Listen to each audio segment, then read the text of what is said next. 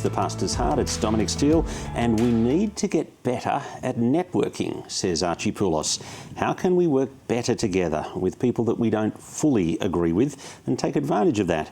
We are deep diving today into some of the draft conclusions of Archie Poulos' PhD. One draft chapter of his PhD has fallen off the back of a truck. I got hold of it. He agreed to come and talk to me about it.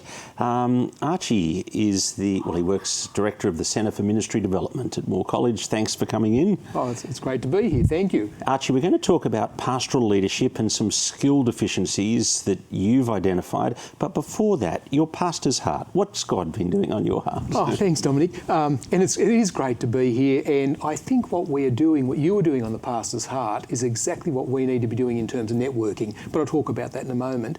I've had the privilege in the last few weeks of preaching through some of the chapters in the last part of Isaiah, and Isaiah 42 really struck me and called me to account because, as you know, Isaiah sees the glory of God in chapter 6 and he falls down as though dead. And then by the time you get to 40, you've got just these chapters of the judgment of God falling on his people for their disobedience. And so you would think there is absolutely no hope. Everybody will be downcast. There'd be nothing to rejoice about. And then in chapter 42, God, through his prophet Isaiah, says, sing a new song. And that's what really strikes me, because you do sometimes feel overwhelmed as if the world and the church is under the judgment of God, and yet God has done and is going to do something that is absolutely jaw-droppingly wonderful. And so we should be the people who sing the songs, because we live between that great work of Jesus and his return. And as I was just thinking about verse 12 there, the way that Isaiah says, sing a new song, and I was thinking, when do you sing? You sing when you're happy, because when I go to the football, if my side wins, I sing the song on the way out. I don't sing the song when they've lost. And yet this is the victory of the Lord Jesus Christ. And so it's actually making me each day stop and think, what am I thankful for? What is the song that I'm going to sing to God today? Now, this leaked copy of your PhD that I've seen, or parts of it, chapter 7, you talk about there are 7 key skills that we need to have as ministers? Yeah, 10 key skills. Yeah, I call them roles. It's very interesting that my research is amongst Anglican clergy in Sydney, but I think it's true of everybody. It should be true much wider field. Yeah, that's right. So if you're in England, if you're in Africa, it's the same sort of thing. And so what I sought to do is find from our clergy what are the essential and sufficient roles to make sure you're competent in ministry. And so the clergy themselves have created these 10 roles. And we'll put the graph up on the screen in a moment, but we score ourselves highly. We do. It's one of the really surprising things which you'll see when it comes up is that in each of the 10 roles, we rate ourselves as 6 out of 7 and 6 out of 7 for each of the roles. So I'm equally brilliant in all the things. Yeah, that's right. The Apostle Paul wouldn't rate as well as you. But it's scary too, because it means that we assess ourselves as at every moment having to be competent in all 10, and we cannot be. And in fact, it means you can't even focus on some things, because that will jeopardise some of the other roles. And so it's actually quite scary. So I don't know if you want to put it up or not. Yeah, no, we'll put up there. But I mean, that really says that the 1 Corinthians 12 isn't true. Yeah, that's right. These are the results from... I'm equally gifted at everything. Yeah. So these are the results from 312 clergy in Sydney, and you can see that the width of it is the number of people that actually gave themselves these marks. And so the most common across all 10 is about 6 out of 7. Right. Now, when I look at that, I mean, it actually can't be true that I'm equally competent at everything, and it can't be true. I mean, I look at other people and I think they're not equally competent at everything. Yeah. And it varies over time as well. So there are times when you started your ministry here, there are certain things you had to focus on that meant you had to be competent in them just to create awareness and to gather the group of people around you. But as time went by, you had to focus on making sure that we trained our home group leaders really well. And so the focus of your competency changes as well, depending on the situation you're in. And there are things I used to be able to do well that I've forgotten how to do. Absolutely. And so what we have here then is that everybody thinks that they need to and are competent in everything all the time. That's such an anxiety-creating way of thinking. Now, you then drill down and ask another question, which actually really exposes that I don't really think I'm equally competent in everything. Thank you. It's a little bit sneaky. So these results that you've seen on that slide are how do you assess yourself? And we assess ourselves really highly in every skill. Although actually it wasn't quite every skill, because I noticed networking, that big yellow middle one, people don't rate themselves as highly as in networking as in shepherd, guardian, some of those other ones. We'll come on to that in a little while, but it certainly is more diverse than the other ones. Yeah. Okay, tell us about the next question. Yeah, so the sneaky thing I did was say, which 3 of these 10 do you think you are most competent in? Now, because people have shown that they think they are competent, almost equally competent in every one, you would expect that in all 10 they'd rate themselves about the same. But if you show the next slide, you can see what's going on there. They're just the first 3 letters of each of the 10 roles. You don't need to worry about them, except for the 3 down the bottom. Net is networker, St is steward, and Gua is guardian. Okay, so I'm not good, or across the board, we are less good at guardian, steward, and networker. And this is the perception of the ministers. So if they were all equal, you would expect the number to be about 30%. That is, 30% of the people say that they're good at any of them. These 3, less than 5% of people saw them as a strength. Right. And so, if you want me to explain what the 3 are? Yeah, let's start with guardian. I mean, you're not talking about guarding doctrine here. No, the guarding of the doctrine really is the roles of, no one's particularly interested, but I'll say it, the role of the shepherd who shepherds the sheep to keep the wolves away, and of defender, defending the faith once for all delivered to the saints. And we rate highly on those ones. Yeah, we do, we rate highly on them. No, the guardian role is the setting of standards and holding people accountable to those standards. So give me a couple. Give me a lay example and give me a staff example. Yeah, a lay example is, here's one of the times I failed. When I'd set up a church plan, I'd asked a lady to read the Bible. And so we got to church and she wasn't there. So I said, Mary isn't here today, so I'll read the passage. But I then didn't follow up with Mary about how come she didn't show up, how come she didn't get somebody else to replace her. That's what I mean by guarding. You've got to set a standard where I should expect our Bible readers not just to show up, but to be competent in having prepared, and we needed to train our Bible readers to read to a standard. But I didn't even bother to check why she didn't show. And it's not acceptable. It's not acceptable. If they don't. What about a staff one? Yeah, a guardian. The guardian one is one of the examples that I've seen just recently. Is the way that one of the staff members would organise meetings but never check his diary.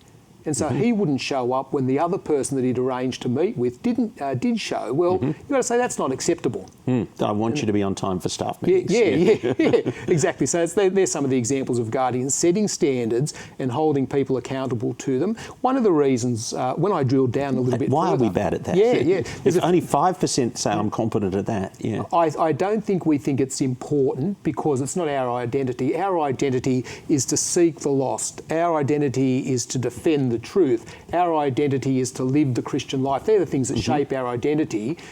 Setting standards and holding people aren't particularly important to our identity.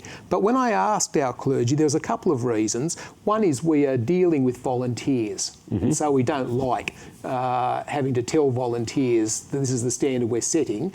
But even more profound and deeper than that, some people said the volunteers who I'm calling to account are also the ones that put money in the plate that enable me to do this task. So I don't want to say anything that might upset them. And so there's some of the reasons. And one final reason why we don't like guardian, and one of the responses put it this way, and that is, I don't want to hold other people accountable because they might hold me accountable.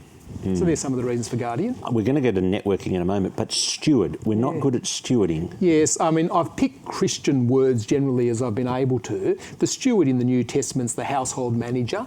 And so by stewarding, I mean using efficiently and optimally the resources that God has given us. And by that I mean the physical resources, because there are lots of places that have church buildings and church houses. There's a lot of resources tied up there. But also, if you've got regular committed members of church, they're giving you at least 4 hours a week. And so in Sydney, it's the equivalent of actually having a staff of 10,000 people, which is a significant number of people hours and of people and of physical resources. And are we optimising those under the hand of God? Because they were given to us really as legacy from generations gone by, our physical assets, we tend not to think, how can these be optimised and how can we leave them in an even better state for the next generation. Yeah. And you would see, I hear stories of, on particular ministers' watches, church properties just getting run down and them being in worse nick for the next bloke. Yeah, because we're focusing on the people ministry, and there are times where that's right, but part of legacy is leaving for the next generation something intact so the gospel might ring out. And so sometimes we've got to worry about the physical property that we have. But your big one, where we're real shockers, is networking. Yeah. What do you mean by that? Yeah, thank you. I'm quite exercised by this at the moment, because I think if we don't get this right, we won't be here in 30 years as a Christian group, nor do we deserve to be so. And so the definition of networking is working in a way that is a win-win for us and for others. So if I can just chat around and then you can ask me questions on it. There's a whole lot of reasons that you might want me to go into, or you might not want me to. We tend to silo what we do. We tend to think only about our particular church setting, be it a parish or some sort of other setting like that, and we're about growing this one. And so we don't pay much attention to the group next door. And so our networking has gone. So historically, I'm talking about Sydney Anglicans, but again, it's transferable. 50 years ago, what happened in church was fairly standard. Everybody who went into a church got the same sort of thing happening. The minister's diary would have been similar across the different parishes. And then we started, quite rightly, contextualising what we do to our specific setting. And as we did that, we focused more and more on our situation and less on the group of people who are seeking to win a geography, say Sydney, for the gospel of Jesus. And so we've lost that ability to network. So I think the last time we did it really efficiently was in the Billy Graham Crusade, which was in 1978, 45 years ago, that there, as I drove around Sydney, everybody had signs up to Billy Graham.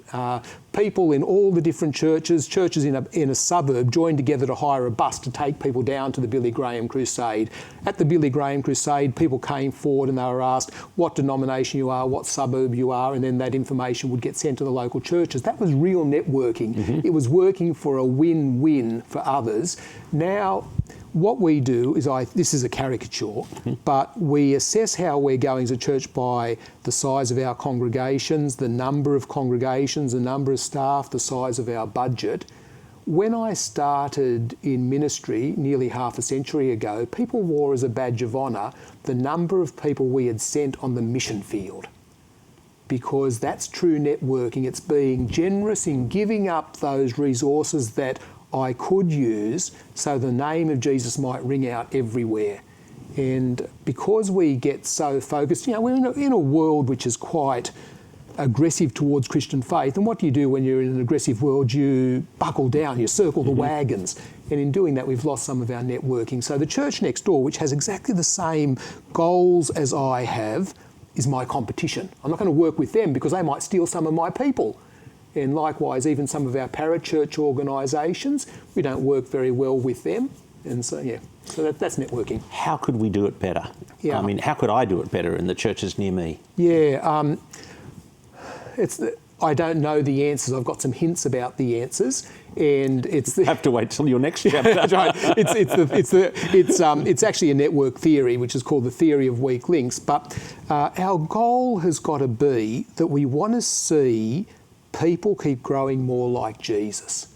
Now, people are not exactly the same as me, so how do I influence a person who is not quite the same as me to grow more like Jesus? Generally, we think that I've got to have strong links, strong relationships in lots of different ways with a person in order for them to be changed.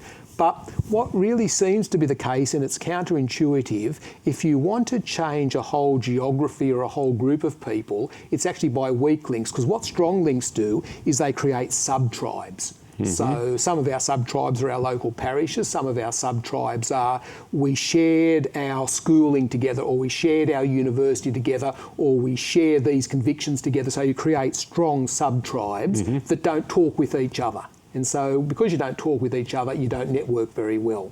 And so the theory of weak links is that the way you create good networking is just by having oblique, light contact with each other. There's a book which I want to recommend by Niall Ferguson, who's a great historian, called The Square and the Tower, and in it he talks about the theory of weak links. And to spare you the whole argument, one of the examples he uses is the Reformation in Europe. And he asked the question, how come in 10 years the whole of Europe was affected by the Reformation? And his answer isn't strong links. There were strong places. There were places like Zurich and Geneva and Cambridge and Strasbourg, places like that. They were tight, but how did you reach the rest of Europe? It was actually just glancing conversations. So Butzer, for example, would go from Strasbourg, just start chatting with a priest down the road and that sort of thing. And then in that, people would be changed.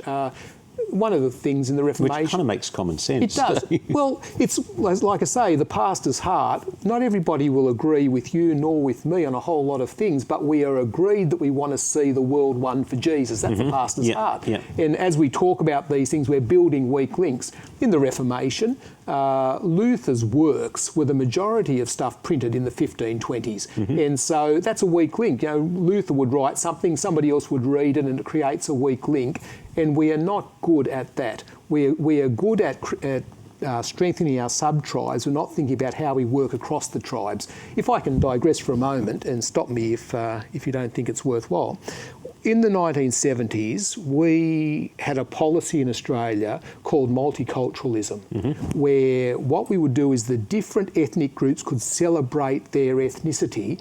What that did, it's a great thing to do. I'm ethnic, I'm Greek, and so I loved it. But what happened was each of those ethnic groups got tighter and tighter with each other and didn't engage with others. So it's not multiculturalism that we need to be engaged in. It's actually working out how to rejoice with each other, how to see what each other's doing, how to have conversations with each other. That's weak links.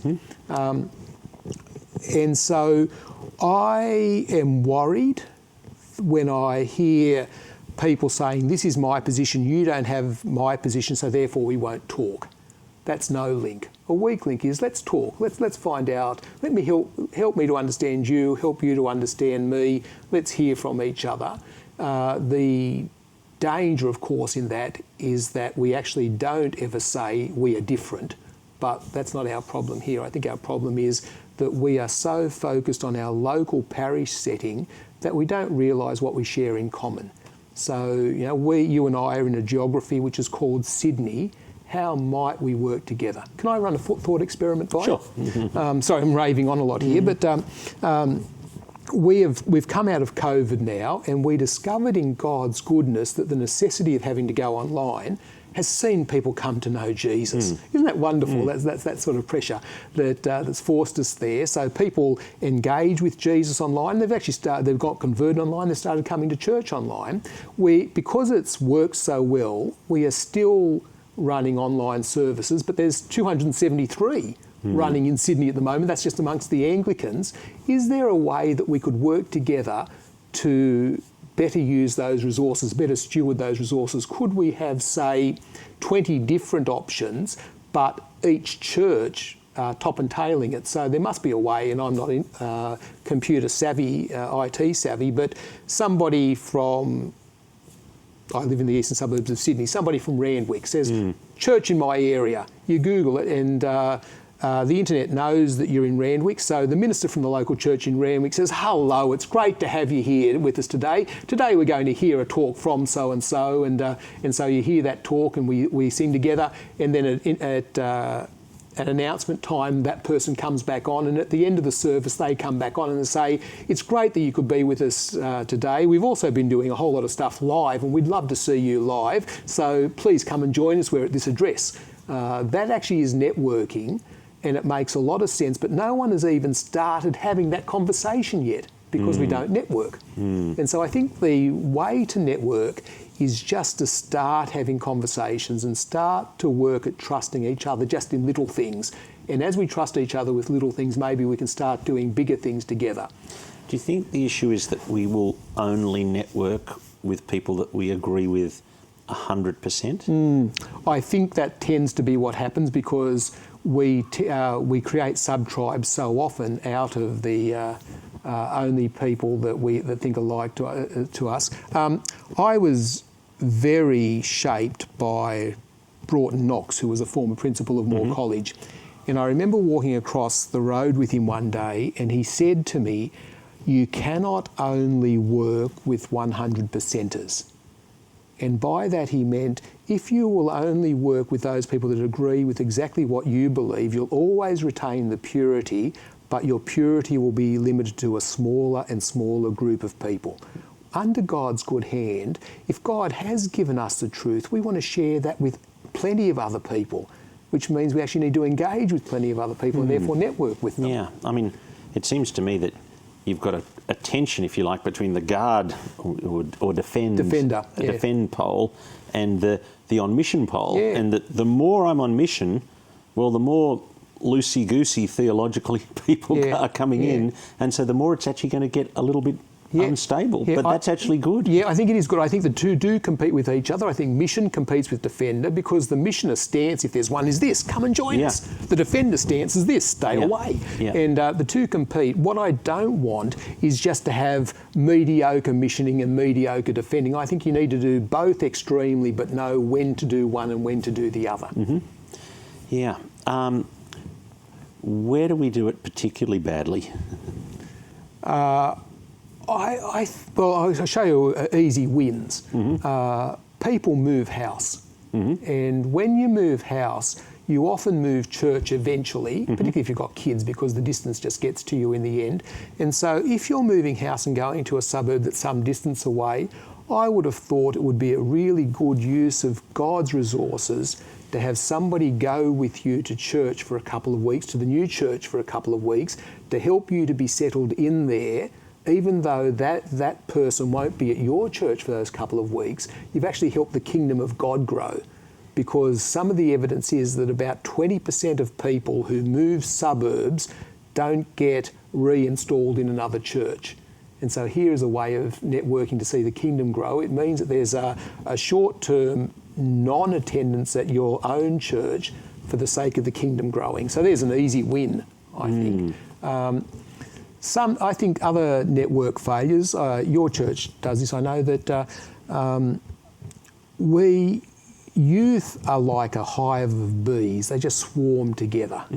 And so we need to work out how youth from different places that are quite nearby each other can actually be together, because that's what they want to do. There's actually a critical mass and a desire for young people who are Christian to hang out together.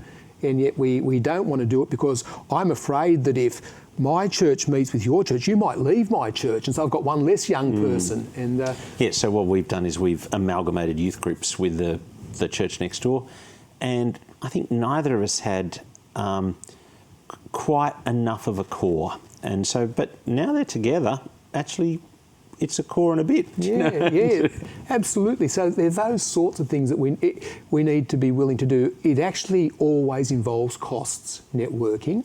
So you lose total control if you network with someone else, for example, in the youth group situation. So that's one of the costs. And it takes more negotiation as a leadership team.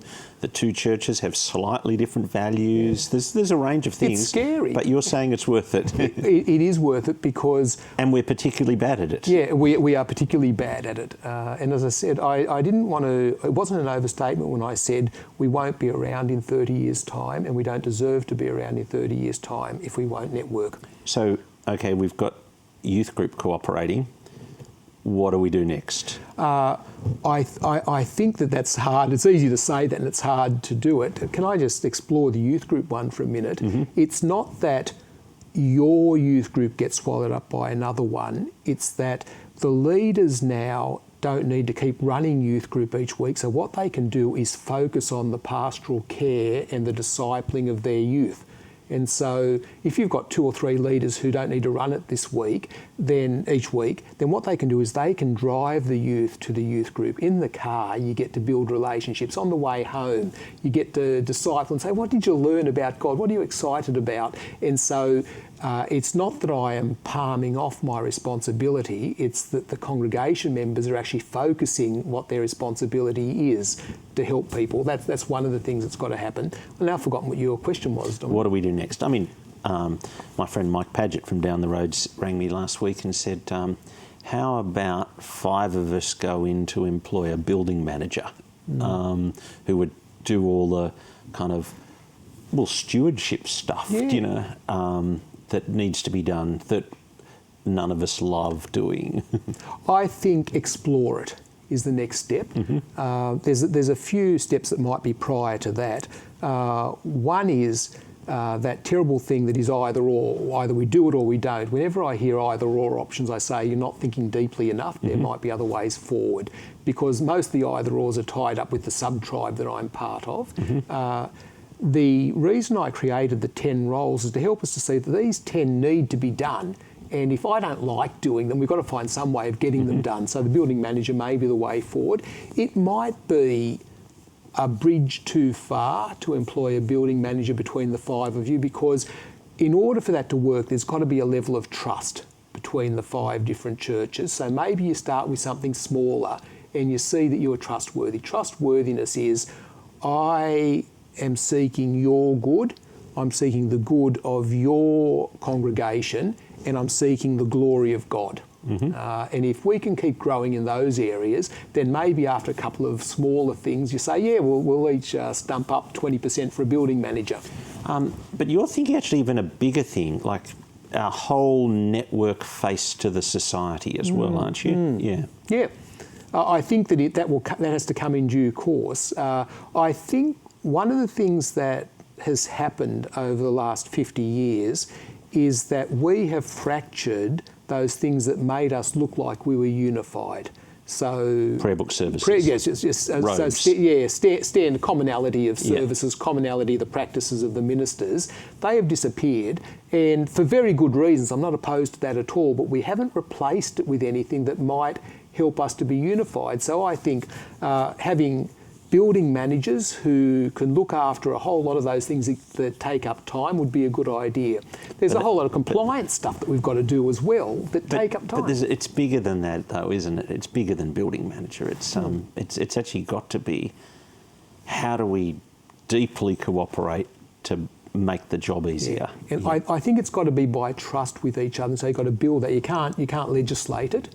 So to give you an example, there's a person who I, for various reasons, not intentional, just haven't had contact with for the last decade or so. Mm-hmm. And he wrote a really good article. So I just emailed him to say, thank you for this article. I'm using it with my students at the moment, which is just saying, I really appreciate you. Your fellowship in Jesus. Yeah. And so that started that whole process. So I think we want to have a Christian impact on our world, and our world can't tell the difference between the different parishes, let alone the different denominations. Mm-hmm. And so we actually do need to have more networking going on. So I'll give you another example.